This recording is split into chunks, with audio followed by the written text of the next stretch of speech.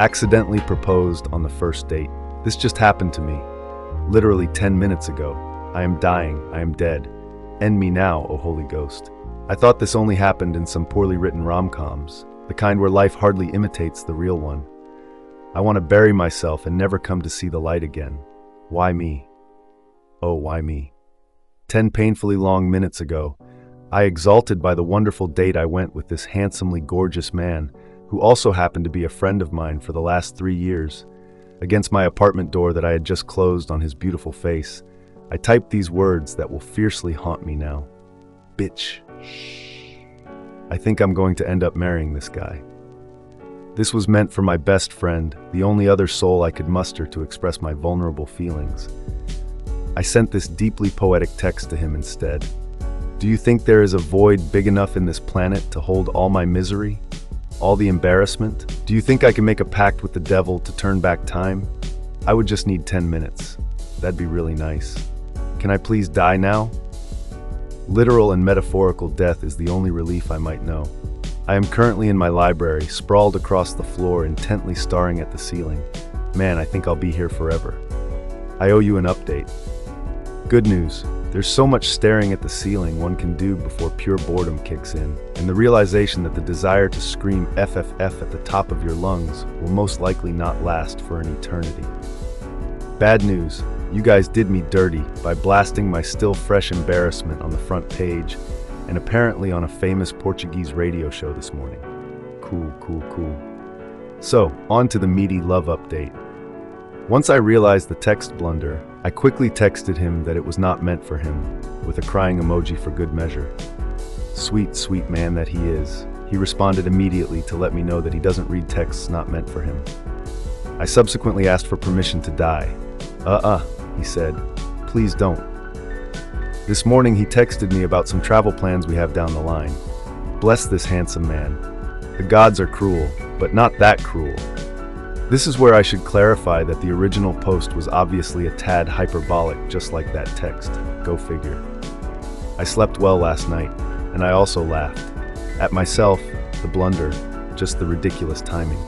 What also got imprinted on me was that exact moment I wrote and sent that text. The moment he leaned and kissed me goodnight, I looking at him as I closed my apartment door, locking it, and at once turning around and heavily sighing and smiling, keys still in hand. 2 weeks ago, he had proposed going on a walk at the park. I had an inkling somehow that after knowing each other for 3 years, he was going to finally, perhaps, become vulnerable and share a few things. I had been in a serious relationship when we met, and what I know now to be out of respect and my ironclad boundaries, he never made any advances. But I was single now, and at the park, sitting there together, he looked at me and said he had feelings for me. Long time, 3-year-long feelings. And right there at Prospect Park, on a clear night, under some 35 visible stars we counted, he kissed me. Last night it was my turn to be vulnerable, even if accidentally. For once, I think I understand Ted. He was always the guy I wanted to throw my shoe at whenever his ridiculous face showed up on the screen, which was a lot. As for the library, I'm not Jane Austen, but I'm a New Yorker. And the luxury of ample space is not something I recognize.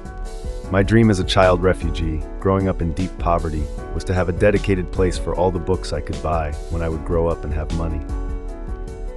Here's a pic of my library nook that I built through vintage thrifting, DIY projects, and patience, the library.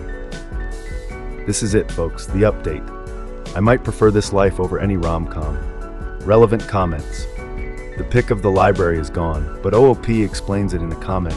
You guys, it's not a literal library. It's a corner of my apartment I've turned into a library nook. Also, for what is worth, this is an embarrassing story that just literally happened to me.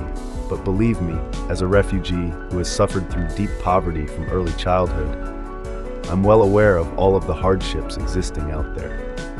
Now, let me go back to staring at the ceiling. Just to me.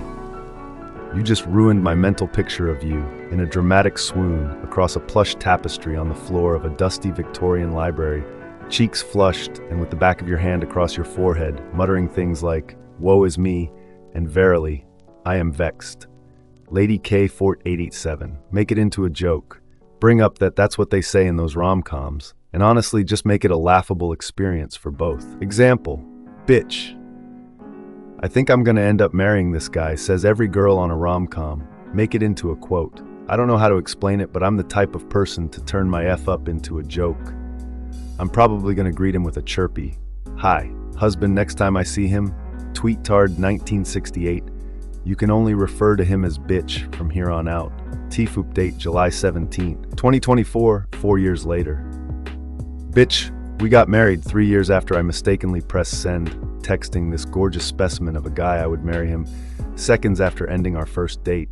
Keys still in hand as I struggled to both text and lock the door, and subsequently sprawled across my library wishing for the floor to engulf me. I did end up marrying the man, damn. What in the world, life? Thought I'd let you guys know since you did help me with your funny comments and shared shameful moments to eventually get myself up that fateful evening, dust myself off, and not commit cringe seppuku. It's been 3 years of pure joy, and he's still as dreamy and kind, you guys. And it was kids. That's how I met your father after all. See you in the next chapter.